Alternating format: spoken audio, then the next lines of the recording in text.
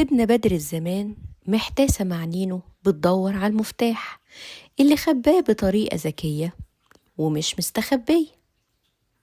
آخر حاجة قالتها له: أنا لسه مش لاقية، دورت ودورت وبرضه ما لقيتش. طيب روحي دوري تدويرة محمد. ايه تدويرة محمد دي؟ ومين محمد ده أصلا؟ محمد ده حكيم زمانه وعصره وأوانه. أحكي لك حكايته طبعا طالما هنتكلم عليه. كان في زمن زي زماننا ده بيتصارع فيه العلم مع الجهل، ويغلب الجهل في أغلب الأحيان. ومحمد كان مستنير، فالكل كانوا بيروحوا له عشان يقول لهم يعملوا ايه، وكانوا بيسموه المستشار. وفي يوم من ذات الأيام فضلوا الناس يتوافدوا عليه من مشارق الأرض ومغاربها، بيدوروا على حاجة ضايعة منهم ومش لاقيينها.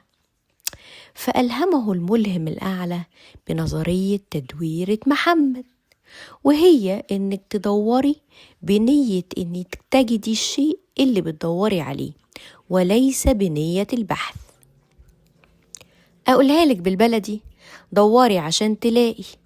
خلي طاقتك وكلامك لنفسك إنك تلاقي، تجدي، تشوفي، مش إنك تدوري.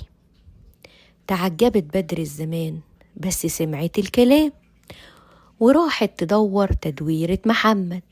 وفجأة صرخت واتنططت: لقيته لقيته، كان هنا قدامي جنب المراية، لقيته، حلوة تدويرة محمد دي، عجبتني.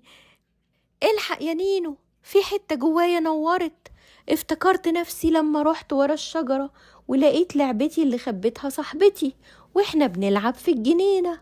الله، افتكرت. ولمعت عينين بدر الزمان ورنت ضحكتها وترددت، ونينو ضحك من قلبه وبطنه اتهزهزت. اتعلمتي ايه يا بدر الزمان؟ اتعلمت ان اللعب بيخفف الألم ويريح القلب. اتعلمت اني ألعب وانبسط، وكل ما ألعب كل ما الطفل اللي جوايا بيصحصح. اتعلمت أدور ونيتي ألاقي مش أدور.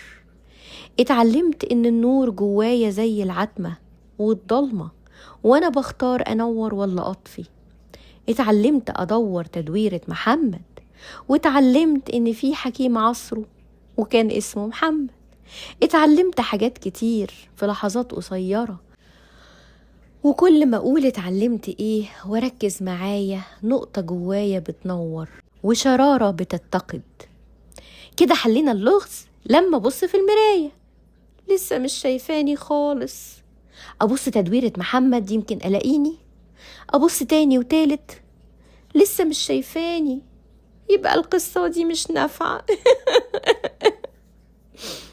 يا ترى مفيش فايدة وكلها حلول مؤقتة، ولا إلهاءات بنضحك بيها على نفسنا؟ هل هيقدر نينو يساعد بدر الزمان، ولا هيرجع فاضي مش مليان؟ عايزين تعرفوا؟ اسمعوا الحلقة الثامنة.